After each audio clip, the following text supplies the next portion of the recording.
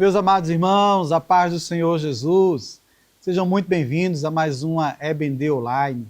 Eu fico muito grato pela vossa audiência e quero já agradecer ao nosso pastor presidente, pela honra de poder estar com os irmãos comentando a lição de número 2. Faço aqui também os votos de agradecimentos à equipe de mídia e comunicação, sem a qual a gente não teria como abordar algumas coisinhas aqui nas lições, tá bom? Tivemos aí, na semana passada, gravando a lição de número 1. Hoje, a gente grava a lição de número 2, o novo nascimento. Próxima lição, o nosso vice-superintendente, o evangelista Sandro Farias, ele grava a lição de número 3. E, a partir daí, alguns outros convidados, alguns pastores, estarão conosco, dando a sua contribuição. Entre eles, pastor Israel, pastor Luiz Gustavo, pastor Dário José, pastor Abraão Coutinho e outros servos do Senhor Jesus. Não é? Estamos aí ajustando a agenda para ver se bate com a agenda do pastor Altair Germano, que também trará as suas contribuições neste trimestre abençoado, e ele que tem livros produzidos dentro da temática, tá bom? Meus queridos irmãos, lição de número 2 desse segundo trimestre de 2025, nós vamos falar sobre o novo nascimento. Para cada lição, os irmãos poderão resgatar outras lições que já passaram. Não é? A gente tem aqui, por exemplo, uma lição comentada pelo pastor Osiel Gomes, no segundo trimestre de 2024, tratando sobre o novo nascimento. A lição foi a carreira que nos está proposta e teve uma lição que abordou sobre essa temática. Então, os irmãos que puderem, podem resgatar aí essas lições e trazerem aí algumas complementações daquilo que os irmãos projetarem no seu plano de aula. A CPAD, na sua lição, ela já tem um plano de aula sugerido, não é? Tem aqui a introdução, a apresentação da lição, os objetivos para essa lição. Né? O primeiro, relatar a conversa entre Jesus e Nicodemos. Segundo, examinar a doutrina da regeneração. Terceiro, elencar os meios da obra regeneradora. Então, vamos trabalhar aqui regeneração.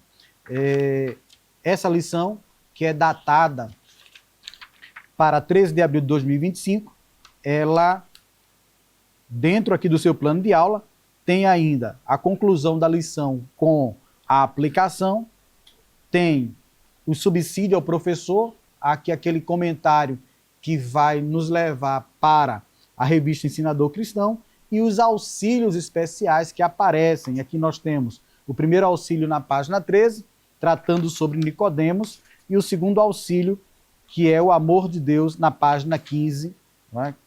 Trata aqui para os irmãos de o amor que é derramado nos nossos corações. Né? E aqui a gente vai trabalhar que o amor de Deus não é estático ou egoísta, é um amor altruísta. Feito isso, a lição ela tem como texto áureo João capítulo de número 3, versículo de número 3.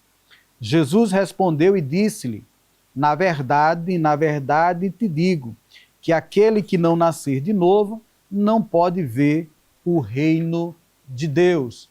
Quer trabalhar reino de Deus aqui na lição? Pode trabalhar sim, tá? Só não pode fugir dos objetivos, mas pode trabalhar reino aqui? Pode, tá? Verdade prática de nossa lição. O novo nascimento é o modo bíblico de transformação radical da natureza do pecador. Eu costumo dizer que se alguém diz que vive o evangelho e não teve a sua vida transformada, olha, ou o evangelho que ele está vivendo não é o evangelho de Jesus, ou ele não está vivendo o evangelho propriamente dito que ele diz que vive, tá? Porque é inerente àquele que vive o evangelho de Cristo ter transformação de vida, tá? Então, não quer dizer que nós não pequemos, né? Não nos tornamos super-homens, super-mulheres, tá? mas nós vamos lutar para não pecar. E nessa luta, nós vamos abandonar as nossas velhas práticas que distanciariam a nossa pessoa de Deus. Uma vez que o Senhor Jesus, no processo de salvação, que os irmãos puderam comentar um pouquinho na semana passada, existe uma reconciliação entre Deus e o homem através de Jesus. Então, uma vez reconciliado, nós passamos aí para o processo de transformação de vida. E nessa transformação de vida, o título aqui colocado é Novo Nascimento, que está associado à regeneração, né? E tendo essa situação de vida regenerada, a nossa vida, ela tem passado por transformações, tá bom? Então, o Evangelho de Jesus é um evangelho que transforma. O texto que é colocado para leitura bíblica em classe está em João, capítulo de número 1, até o versículo 9 e o versículo 16. Né? Então, nós teremos aqui uma grande oportunidade de trabalhar novo nascimento. Os versículos que foram suprimidos, porque tem uma questão também de caracteres na composição da lição, então é colocado os versículos aqui que vão trazer a ideia de fato da regeneração. Mas há uma supressão de alguns versículos, do versículo de número 10,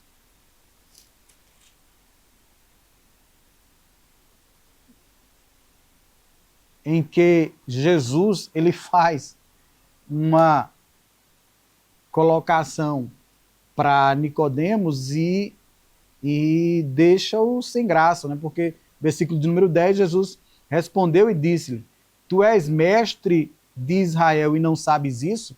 Embora tenha sido uma resposta, mas foi uma resposta com indagação. E essa indagação colocando Nicodemos no estreito, porque tem feito uma colocação para ele sobre nascer da carne e do espírito e ele não sabia.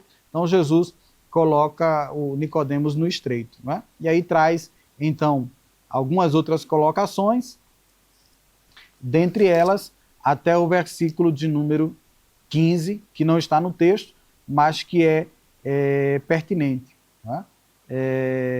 Versículo 14 é aquele texto que leva para o Antigo Testamento, e como Moisés levantou a serpente no deserto, assim importa que o Filho do Homem seja levantado. Então, trabalhar aquela situação de números com a atual situação em que Jesus se coloca agora, que aquilo que foi trabalhado no Antigo Testamento, né, aponta para mim e é necessário isso. Mas como foi suprimido e não está no objetivo da lição, então recomendo aos irmãos que não toquem nesse assunto, porque vai tomar tempo dos outros tópicos, salvo, né, se houver necessidade disso, tá bom? A gente vai focar, né, no novo nascimento. Feito isso, né, aqui a gente vai ter alguns versículos que nos chamam a atenção, como, por exemplo, né, o versículo de número 5, nascer da água e do Espírito. Então é necessário trabalhar isso. Versículo 6, o que é nascido da carne é carne, o que é nascido do Espírito é Espírito.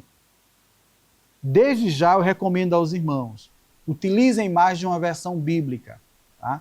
Porque as versões bíblicas podem vos ajudar já no entendimento do texto, além de, é claro, mergulhar no original. Já faço menção aqui do presbítero Paulo Andrade, que é nosso professor aqui do CT Adalp, que estará iniciando mais um curso de introdução ao grego, dessa vez na área de Rua Formosa. Tá? E aí ele vai estar trabalhando lá algumas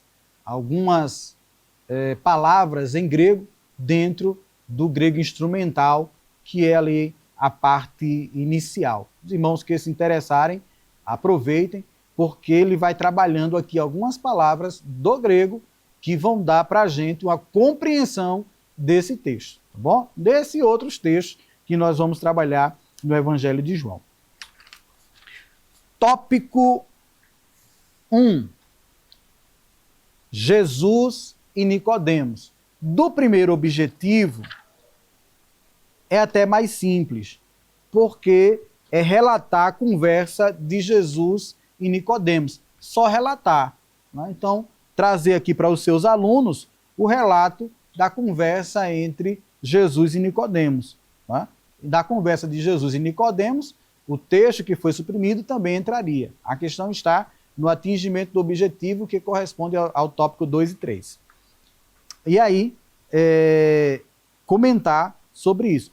Tem coisa que é especulação, como, por exemplo, alguns irmãos, principalmente pregadores, fazem questão de comentar sobre a parte em que Nicodemos vai conversar com Jesus. O comentarista, ele frisa também. Assim, Nicodemos procurou Jesus à noite para questioná-lo sobre seus ensinamentos. João 3 e 2. E aqui algumas pessoas aproveitam para inferir que ele foi procurar Jesus à noite por causa da sua situação religiosa, por causa da sua posição, por causa da sua liderança. Nós não temos base para isso, porque poderia ser diversas coisas. Inclusive, ele está totalmente ocupado durante o dia e o tempo que teve, querendo, necessitando conversar com Jesus, só teve à noite. Tá? Então é muito si. E aquilo que a Bíblia não mostra clareza, então a gente não precisa estar fazendo especulação. Mas se você tem base para isso, já que algumas pessoas colocam comentários bíblicos sobre isso, né? Mas a questão é base, né? Então tem muito achismo aqui. Então deixem para comentar de fato aquilo que é. E o que é que tem de fato? Que o Nicodemos, ele chama Jesus de mestre, de rabi. E que o Nicodemos também era uma liderança. E que, em tese, deveria ter um conhecimento bem amplo.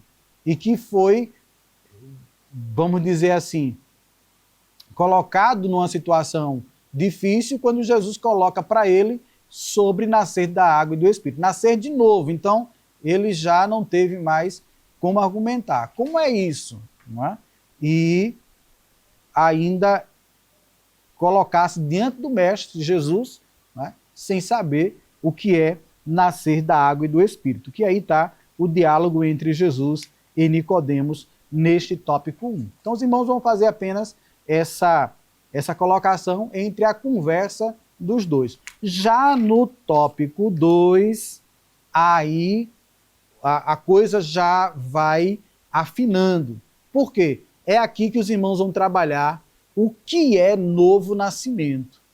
Então os irmãos poderão pegar materiais, além do que está aqui, a lição do discipulado. A nossa igreja tem uma lição para o discipulado que vai tratar sobre essa temática exclusiva. Então tem salvação, santificação, regeneração. Então toda essa parte bem separadazinha para que os irmãos possam compreender.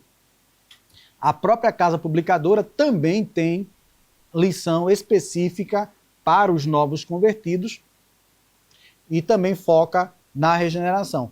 Como também tem várias publicações versando sobre o livro de João e, é claro, o novo nascimento, tá bom? No material que eu coloquei aí para os irmãos, então vou, daqui um pouquinho eu acho, e coloco então material para vocês aí à disposição. Mas quando eu coloco também as referências bibliográficas, e aí vai ter lá algumas sugestões de leituras, além das bíblias que a gente está utilizando, não é? Então, Bíblia do Pregador, Bíblia da Escola Dominical, Aplicação Pessoal e a Pentecostal Edição Global. São as principais que eu tenho usado para buscar algumas informações. Mas a gente tem buscado mais materiais aí, né? A Bíblia Arqueológica, a NAA, a NVI e assim por diante. Tá bom? Então, material hoje a gente tem bastante para estudar.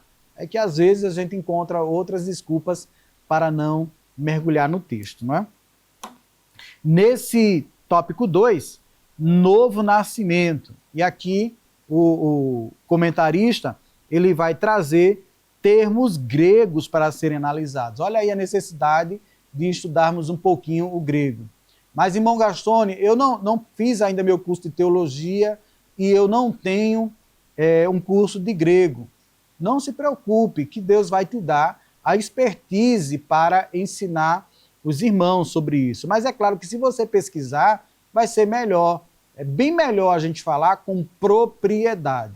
Tá? Então, vai utilizar-se das palavras aí em grego para isso. Aqui, por exemplo, o comentarista, ele até toca numa doutrina, ou pelo menos dentro de um eixo da teologia sistemática, chamado de soteriologia, que é o estudo ou doutrina da salvação. Né? Então, quando a gente faz assim, vamos para um culto de doutrina, aí o pastor, o presbítero, o obreiro que está lá dando a doutrina, por vezes ele nem comenta que doutrinas bíblicas ele está falando. Porque ele pode passar ali 40, 50, 60 minutos falando sobre um assunto e não despertar o interesse na igreja da doutrina que ele está trazendo, ou das doutrinas que está perpassando o texto. Ele pode falar dentro, aqui por exemplo, novo nascimento, e ele falar de várias doutrinas. Ele falar de cristologia, ele falar de soteriologia, ele falar de hamartiologia, ele falar de pneumatologia, que estarão entrelaçadas. Quando eu falo de novo nascimento, eu falo de transformação de vida. Pronto. Isso aí os irmãos já têm essa firmeza, certeza. Novo nascimento, mudança de vida. Mas aquele que mudou de vida, ele mudou por quê? Porque Jesus Cristo, lição passada, o verbo que se tornou em carne, cristologia. Olha, e ele se entregou por nossos pecados. E por aquilo que nós fizemos, e o pecado original. Então, esse campo de estudo, esse conjunto de saberes, a doutrina do pecado. Que doutrina é essa? Hamartiologia. Mas ele foi aos céus, subiu aos céus, deixou conosco o Espírito Santo. E nós vamos ter lá na frente, lá na frente, nós vamos ter uma lição de número 10, falando sobre a promessa do Espírito. Mas a gente já pode tocar no assunto já de agora. Por quê? Porque o Espírito Santo está em nós. Somos templo e morada dele. E que conjunto de saberes teológicos vão tratar sobre o Espírito Santo? Pneumatologia. Tá? Então, esses saberes, pode ser que tenham um nome, lá do ponto de vista teológico, complicado para falar, mas que a gente vai estar estudando e são entrelaçados, tá bom? Então, é pertinente aí para os irmãos tocarem no assunto. Inclusive, eu até grifei aqui. Nesse segundo tópico, nós temos o novo nascimento, propriamente dito, a regeneração como obra exclusiva de Deus. Então, por mais que a gente se esforce, nós não conseguimos nos regenerar. É uma obra de Deus. É o que Ele faz em nós. Então, muitas vezes, rapaz, quem era fulano? Fumava, hoje não fuma. Bebia, hoje não bebe. Se prostituía, hoje não se prostitui. Ele fazia isso, agora não faz. Era assim, agora não é.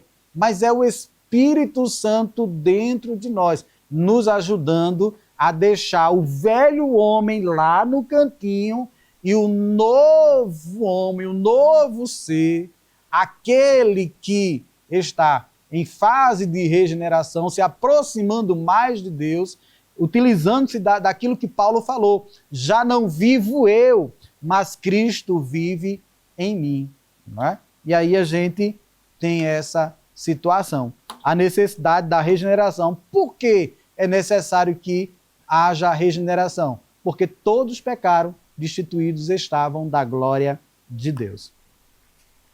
E aqui a gente tem terceiro e último tópico da lição, né? Permitam mais 2 minutinhos só, eu já estourei o tempo. Os meios da obra regeneradora. Né? Durante essa aula, eu vou utilizar-se bastante da regeneração da cauda de uma lagartixa. A minha primeira formação acadêmica foi em ciências, com habilitação em matemática, e por muitos anos eu dei aula de ciências e biologia. Já no final da licenciatura em si, né, foi que eu migrei para física.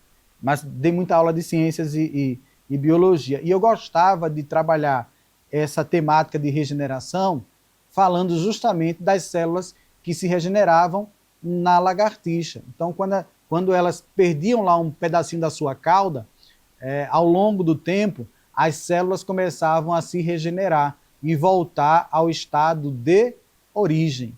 Né? Quando nós falamos de regeneração, falamos dessa volta. Só que não é tão simples assim.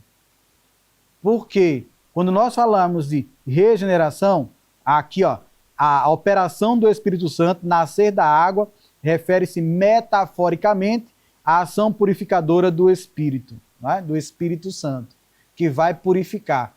A ideia é regenerar-se ao ser humano criado lá no Éden. Mas não vamos conseguir essa façanha porque ninguém vai conseguir mais. Né?